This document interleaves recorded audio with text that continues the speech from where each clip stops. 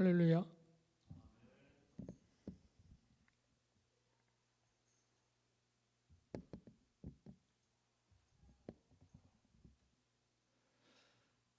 오늘 말씀은 우리가 잘 아는 선한 사마리아인 이야기입니다.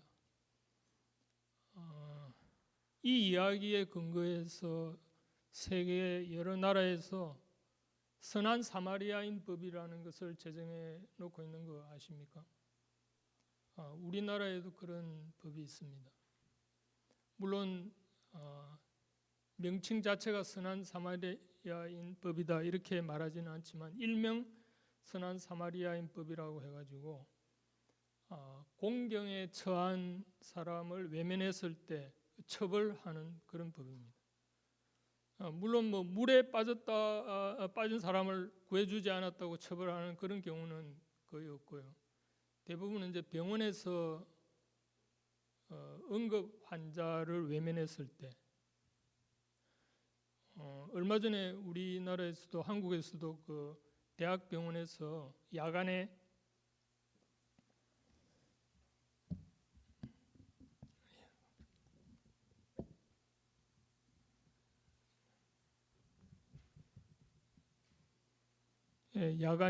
그 119를 타고 온 응급 환자를 돌려보내는 바람에 그 치료의 골든 타임을 넘겨가지고 사망을 했다고 해요.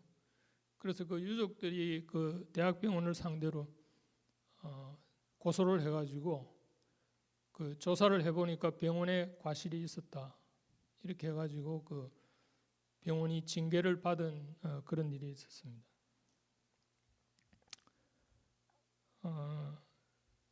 그런데 오늘 우리가 읽은 이 누가복음의 이 선한 사마리아인 이야기는 이런 세상에 알려진 것과는 좀 다른 취지의 이야기입니다. 그러니까 이 이야기는 강도 만난 자를 도운 사마리아인의 그 선한 행동을 본받자는 취지가 없는 건 아닙니다. 그 교훈을 받자는 취지도 있지만 그게 이 이야기의 핵심은 아닙니다. 그러면 도대체 예수님이 이 선한 사마리아인 이야기를 한 의도가 무엇인지 한번 본문을 보겠습니다. 오늘 우리가 읽은 이 본문은 이렇게 시작이 됩니다. 25절을 한번 보십시오. 어떤 율법 교사가 일어나 예수를 시험하여 이르되 선생님 내가 무엇을 하여야 영생을 얻으리이까? 일단 여기서 율법 교사가 묻는 말은 무엇을 해야 영생을 얻습니까? 라는 말이지만 이 물음은 율법 교사가 몰라서 물은 말이 아니죠. 왜냐하면 이 말은 예수님을 시험하기 위한 그런 말이기 때문에 이 율법 교사가 몰라서 예수님에게 물은 말이 아닙니다. 그러니까 율법 교사는 율법을 연구하는 사람이기 때문에 이미 율법을 준수해야 영생을 얻는다는 것을 알고 질문을 한 것입니다. 물론 이것은 당시 종교 지도자들이 율법의 행위로 구원받는다는 행위 구원 사상에 빠져 있었던 건데요. 이 율법 교사는 평소에 예수님이 자주 율법을 어긴 사실이 있기 때문에 그 약점을 가지고 예수님을 책잡고자 한 거죠. 그러니까 예수님은 안식일에 병자를 고친다든지 또 제자들이 손을 씻지 않고 음식을 먹는다든지 또 예수님이 세리와 죄인들과 함께 식사한다든지 하는 이런 것들이 모두 율법에 위배된 것으로 보았죠. 그런데 예수님이 이런 율법을 어긴 것처럼 보이는 행동을 한 이유는 뭐냐면 이런 겁니다. 말하자면 예수님이 볼 때는 당시 종교 지도자들이 율법을 해석할 때 그 율법의 취지를 모르고 법 조문만 지키면 율법을 지키는 것으로 생각했기 때문에 예수님은 율법의 그 원래의 입법 취지를 환기시켜주기 위해서 겉으로 보기에는 율법을 어긴 것처럼 그렇게 행동했지만 실제 예수님의 행동은 그런 겉보기와는 다른 뜻이 있었던 겁니다. 그러니까 예를 들면은 앞서 말한 그 안식일에 병자를 고치신 이 사건 같은 경우도 바리새인들은 안식일에는 어떤 일도 해서는 안 된다, 어떤 노동도 해서는 안 된다는 그 율법 조문에 집착했기 때문에 병자를 고치는 일조차 금지해야 한다고 생각했죠. 그러나 예수님은 안식일의 참된 의미가 무엇인지를 묻고 있는 겁니다. 누가복음 그 6장에 보면은 6장 9절에 이런 예수님의 말씀이 있는데요.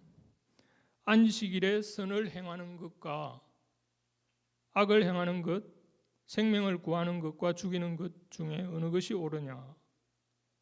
라고 하시면서 안식일에 병자를 고치신 행위가 율법을 어긴 것이 아니라고 말합니다. 그러니까 안식일에 일을 하지 말도록 한 율법의 취지는 세상적인 일, 그러니까 말하자면 먹고 살기 위한 노동을 싫어하는 말이지 생명을 구하는 일이나 어떤 위기에 처한 사람을 돕는 행위조차 하지 말라는 뜻이 아닌데, 당시 바리새인들은 법 조문 그대로 아무 일도 하지 않아야 된다고 생각을 한 거죠. 바로 이런 모습이 오늘 본문에서 예수님을 시험하려고 하는 이 율법 교사의 태도에 깔려 있는 겁니다. 그러니까 율법 교사가 예수님에게 무엇을 하여야 영생을 얻으리까라는 이 물음은 예수님께서 자신을 책잡으려는 질문인 것을 잘 알고 있는 겁니다. 그러니까 예수님은 이 율법 교사가 피상적인 율법 조문을 지키면서 마치 자기가 의로운 행동을 하는 사람인 것처럼 행세하는 그 위선을 꿰뚫어 보고 있는 거죠. 그래서 예수님은 율법 교사의 질문, 그러니까 무엇을 하여야 영생을 얻으리까라는 물음에 대해서 오늘 읽은 26절 말씀을 한번 보십시오. 이렇게 말씀하시죠. 율법에 무엇이라 기록되었으면 네가 어떻게 읽느냐 라고 이렇게 짐짓 반문합니다. 그러니까 율법 교사는 27절에서 하나님과 이웃을 사랑하라고 했다고 말하죠. 그러니까 28절에 예수님이 뭐라고 하십니까? 그래, 네 대답이 옳다. 그래, 맞다. 그 율법에 쓰인 대로 행하라. 그리하면 살리라. 그리하면 영생을 얻을 수 있다. 라고 하십니다. 그러나 예수님의 속마음은 아마 이런 생각을 하셨을 겁니다. 넌 아무리 율법을 지킨다 해도 율법의 취지대로 율법을 모두 지키기는 어려울 텐데 라고 아마 생각했을 겁니다. 왜냐하면 예수님은 이미 율법 교사가 피상적인 율법 조문에 얽매여 있는 것을 알고 있었기 때문이죠. 한번 생각해 보십시오. 실제로 이 세상에는 누구도 율법을 완벽하게 지킬 수 있는 사람은 없죠. 그런데 예수님 당시에 바리새인이나 율법학자 같은 이런 종교 지도자들은 율법의 행위로 구원을 받는다는 행위 구원 사상이 있었기 때문에 율법을 모두 지키기 위해서는 그 율법의 의미를 축소시켜야만 했습니다. 그러니까 그 율법의 입법 취지까지 포함한 율법은 지키지 못하기 때문에 율법의 그 피상적인 조문 수준으로 축소해야만 그나마 지킬 수 있었기 때문에 자기들 나름대로 편리하게 율법을 해석해서 적용했던 거죠. 그래서 이때 율법 교사가 뭐라고 합니까? 29절을 한번 보십시오. 그 사람이 자기를 옳게 보이려고 예수께 여짜오되 그러면은 내 이웃이 누구입니까? 누구니까? 라고 말합니다. 여기서 율법 교사가 자기를 옳게 보이려고 내 이웃이 누구입니까? 라고 물은 것은 말하자면 이 말은 자기가 이웃 사랑을 잘 실천하고 있다는 것을 자랑하기 위해서, 자랑하려고 예수님께 묻고 있는 거죠. 그러니까 이 질문도 자신이 몰라서 물은 질문이 아닌 거죠. 율법 교사는 이미 지금 자신은 나름대로 이웃이 누구라는 것을 알고 있다고 자부하고, 또 누구보다 이웃 사랑을 잘 실천하고 있는 사람이라는 것을 과시하고 싶었던 겁니다. 그런데 이때 예수님께서 속으로 아마 또 이렇게 생각하셨을 겁니다. 그래? 네가 율법에 기록된 대로 정말 이웃 사랑을 잘 실천하고 있다고 지금 나에게 자랑할 요량으로 이웃이 누구인지를 묻고 있는 거지. 그럼 내가 이제 네가 생각하는 이웃이 진짜 이웃인지 아닌지, 그리고 네가 이웃 사랑을 진짜 실천하는 사람인지 아닌지를 깨닫게 해주겠다 라고 마음속으로 작정하고 들려준 이야기가 바로 이 사마리아인 이야기인 겁니다. 그러니까 예수님은 이 사마리아인 이야기를 들려주시면서 율법 교사가 생각하고 있는 이웃과 또 그가 실천하고 있는 이웃 사랑이라는 것이 엉터리라는 것을 깨닫게 해 주려는 목적인 거죠. 자, 그러면 예수님이 들려준 이 이야기의 골자는 뭡니까? 아주 심플한 이야기죠. 어떤 강도 만난 사람을 제사장도 지나치고 레위인도 지나쳤는데 어느 사마리아 사람이 그 강도를 도와주었다는 이야기죠. 그러면서 예수님이 도리어 율법 교사에게 질문을 던집니다. 누가 그 강도 만난 자의 이웃이지? 라고요. 이때 이 율법 교사는 스스로 실토를 합니다. 37절에 뭐라고 합니까? 자비를 베푼 자니이다 라고 말하죠. 그러니까 한마디로 사마리아인이 강도 만난 자의 이웃입니다 라는 답변이죠. 그런데 이 당시에 사마리아인은 유대인들이 인간 취급을 하지 않던 철전지 그 원수 같은 사람들이었기 때문에 가장 이웃이 될 수 없는 사람 중에 한 부류였지만, 율법 교사는 예수님의 그 유도성 질문에 넘어간 겁니다. 이 율법 교사는 아마도 스스로 대답을 하면서 아차 싶었을 겁니다. 그 속마음을 들켜버린 거죠. 이런 경우에 우리말 표현에 어표를 찔렸다라는 그런 표현이 있지 않습니까?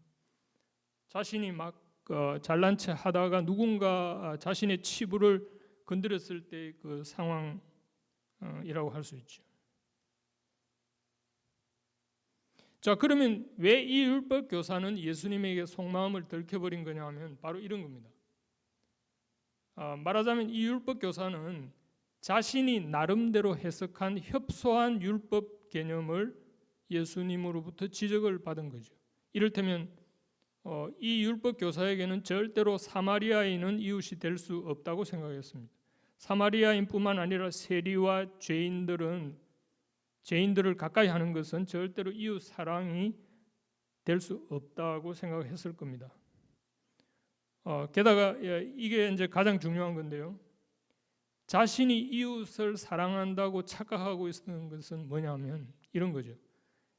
자신과 같은 부류의 사람들, 그러니까 이 율법 교사는 자신과 같은 레벨에 있는 사람과 친하게 지내고 또 그런 사람들에게 친절을 베푸는 것이 이웃 사랑의 전부인 것처럼 그 율법을 피상적으로 아주 협소하게 적용한 거죠. 그러니까 자신은 고급 사교계에서 유유상종하는 것이 누구보다 이웃 사랑을 잘 실천하는 것이라고 생각했을 겁니다. 그러나 예수님은 바로 이 사마리아인의 이야기를 통해서 당시의 그 바리새인이나 율법학자들의 이런 피상적인 이웃 개념에 도전을 하신 것이죠. 어떻게 해요? 바로 이웃 사랑이란 유유상종하면서 끼리끼리 친하게 지내는 것이 아니라 어떤 공궁에 처한 사람을, 어떤 위기에 처한 사람을 돕는 사람이 이웃이다 라고요. 예수님도 말씀하셨죠. 건강한 자에게는 의원이 필요 없고 의사가 필요 없고 병든 자에게라야 쓸데있다. 그런데 나는 의인을 부르러 온 것이 아니라 죄인을 부르러 왔다 하고 하지 않았습니까? 그래서 예수님은 죄인과 세리의 친구가 된 것이고요. 그러나 율법 교사는 사마리아인이나 세리, 죄인 이런 사람들과는 이웃이 될 수 있다는 생각은 추호도 할 수 없었던 거죠. 그러면서 자기 스스로 의롭다고 생각한 거죠. 그러나 예수님은 지금 율법 교사에게 이렇게 말하고 있는 겁니다. 이웃은 네가 유유상종하는 무리들이 아니라 공경과 위기에 처한 사람을 돕는 사람이 이웃이다 라고 이웃 개념을 새롭게 정의를 내려주고 있는 겁니다. 그것도 예수님이 손수 그렇게 설명하시지 않고 율법 교사로 하여금 스스로 그 이웃에 대한 정의를 내리도록 만든 셈이죠.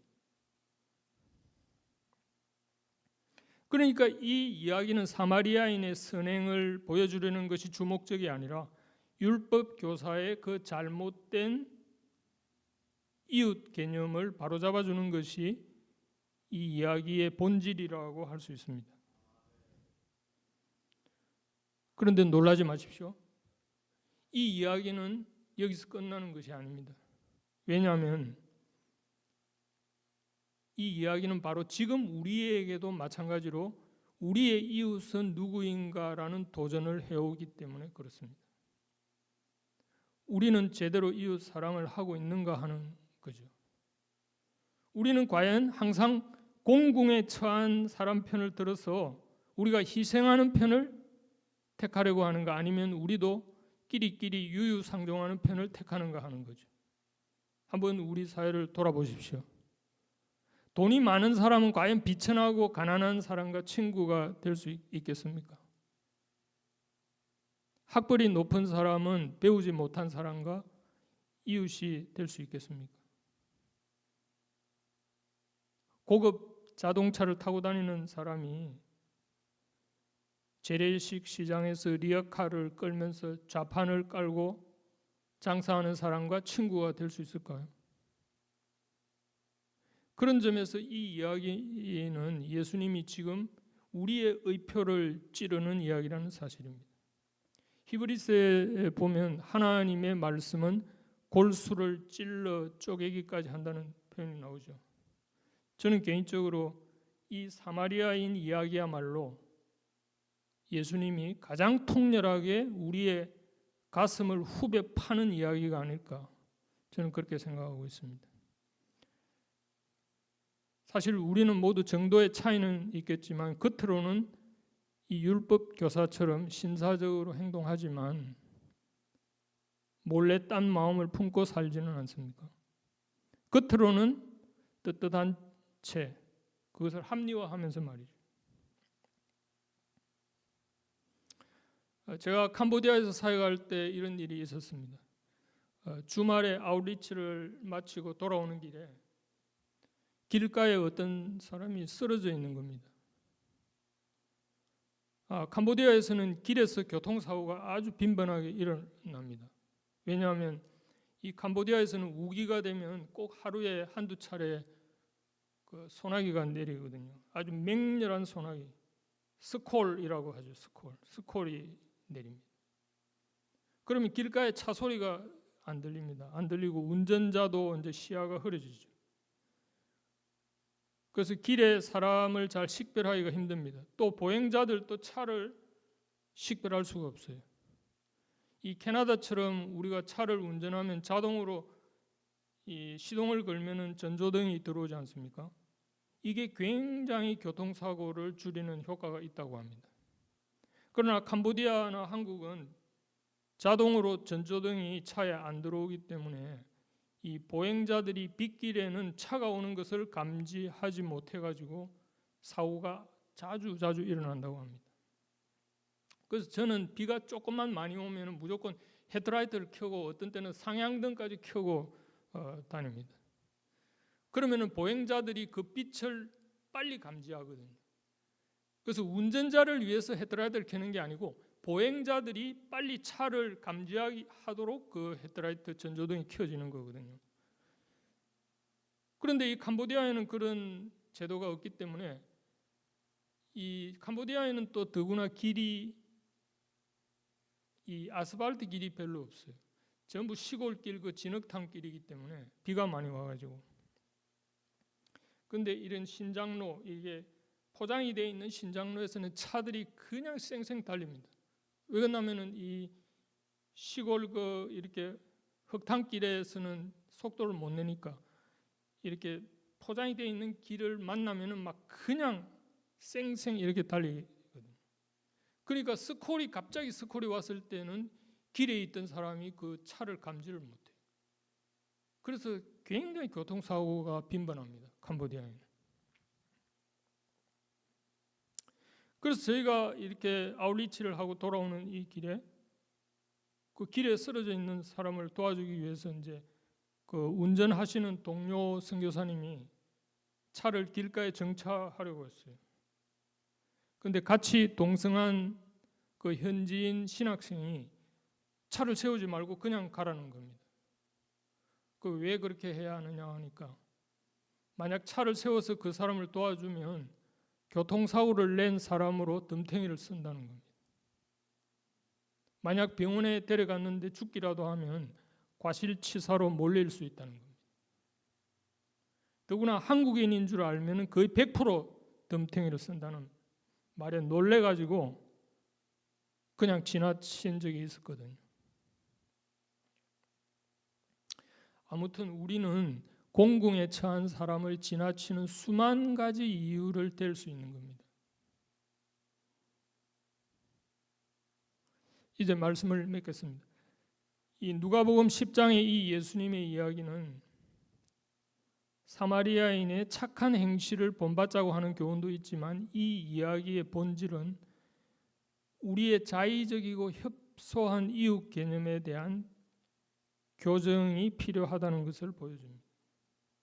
동시에 이 이야기는 율법교사처럼 외형적인 율법 준수만 하면 된다는 생각, 그것도 율법의 본질은 제쳐두고 조문의 그 협소한 의미를 따르면서 율법을 지켰다고 자부하는, 그래서 행위 구원의 함정에 빠지는 것을 경고하고 있는 이야기이기도 합니다.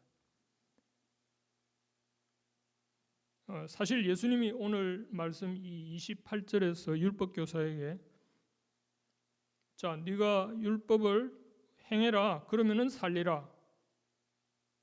그러면 영생을 얻을 수 있을 테니까 라고 말씀하셨지만 사실은 예수님의 속뜻은 네가 아무리 노력해도 네 힘으로는 불가능이야 라고 말하고 있는 겁니다. 우리는 결국 우리 힘으로는 율법을 지켜서 영생을 얻는 것은 불가능합니다. 그러나 우리에게는 소망이 있죠. 바로 율법을 완전히 성취하신 예수님을 믿음으로. 그러니까 예수님만 붙들면 어떤 의미에서 우리는 공짜로 영생을 얻는 거죠. 그런데 우리가 이 공짜를 왜 쉽게 못 받느냐 하면 우리 속에 꽉 차 있는 그 교만을 내려놓지 못해서.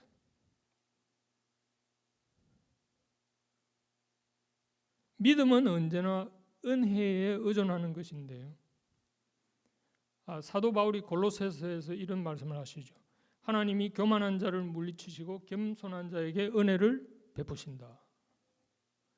그런데 이 말은 하나님이 교만한 자와 겸손한 자를 차별해서 은혜를 주신다라는 말이 아닙니다.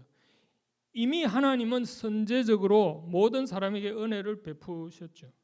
그런데 교만한 자는 그 은혜를 무시하거나 경시하기 때문에 그 은혜를 못 누리는 것이고 겸손한 자는 그 은혜를 넙죽 받아먹는다는 말입니다. 말하자면 믿음은 어떤 액션이 아니라 리액션인 겁니다. 그래서 믿음은 내가 믿는 의지를 발동하는 것이 아니라 내 마음을 꽉 채우고 있는 교만이 비어지면 저절로 믿어지는 것입니다.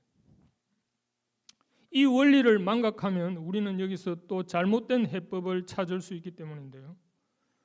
무슨 말인가 하면 이 사마리아인 이야기를 읽고 이제부터 나도 이 사마리아인처럼 공궁에 처한 사람을 무조건 도와주어야지 라고 인간적인 의지를 불태운다면 그것은 자칫 또 다시 바리새인들처럼 행위 구원으로 빠질 수 있습니다.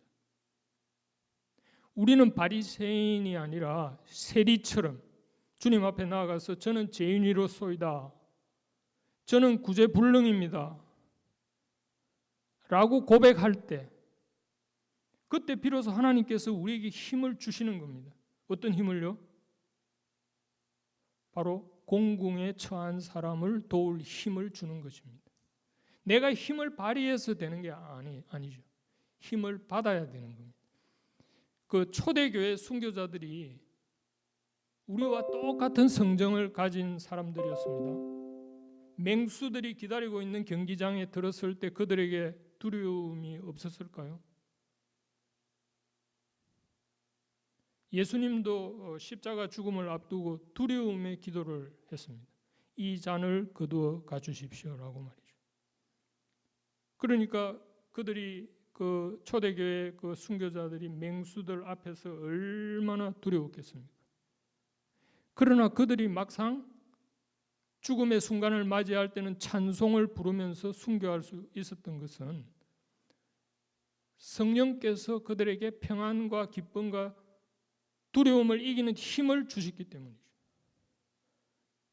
예수님께서 마태복음 10장에 보면 이런 말씀을 하십니다. 마태복음 10장 18절에서 20절까지 말씀인데요.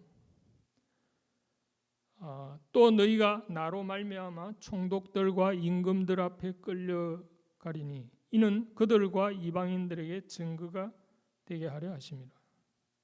너희를 넘겨줄 때 어떻게 또 무엇을 말할까 염려하지 말라. 그때 너희에게 할 말을 주시리니. 그리고 말하는 이는 너희가 아니라 너희 속에서 말씀하시는 이 곧 너희 아버지 성령이시니라. 우리가 잘 아는 그 요한복음 1장 12절에 이런 말씀이 있죠. 영접하는 자 곧 그 이름을 믿는 자들에게는 하나님의 자녀가 되는 권세를 주셨으니. 우리가 암송한 말씀이죠. 그런데 언뜻 보면 영접하고 믿는 행위가 나의 의지를 발동하는 것처럼 보입니다. 그러나 그 다음 구절에 뭐라고 합니까? 이는 혈통으로나 육정으로나 사람의 뜻으로 나지 아니하고, 이렇게 말하죠. 여기에 사람의 뜻이 뭐냐면 이 의지거든요. 사람의 뜻으로 나지 아니하고 오직 하나님께로부터 난 자들이니라. 인간의 자유의지는 결코 우리에게 확신을 가져다 주지 않습니다. 우리가 이걸 꼭 기억해야 되는데요. 결국 문제는 우리가 하나님의 은혜에 마음문을 열어놓는 거죠. 우리가 하나님에 대해서 마음문을 닫고 내 의지로 착한 일을 해야지라고 결심하는 것은 언제나 작심삼일이 되는 겁니다. 그래서 매번 의지를 발동하다가 번아웃 되는 거죠. 기도하겠습니다. 하나님 아버지, 오늘 말씀 가운데 내 이웃이 누구니까? 라고 묻던 그 율법 교사의 모습이 바로 우리의 모습이었음을 고백합니다. 도움이 필요한 사람을 보면서도 이런저런 이유로 지나쳤던 저희를 용서해 주십시오. 제사장과 레위인처럼 공궁에 처한 사람을 외면하는 자가 되지 않게 하시고 사마리아인처럼 불편함을 넘어서서 다가갈 수 있는 마음을 주시옵소서. 그러나 우리의 결심이 아니라 주님의 은혜로 그렇게 살게 하시고 우리를 채우고 있는 교만을 비우고 빈 마음 속에 성령께서 주시는 긍휼의 마음으로 이웃을 바라보게 해 주시옵소서. 예수님의 이름으로 기도합니다. 아멘.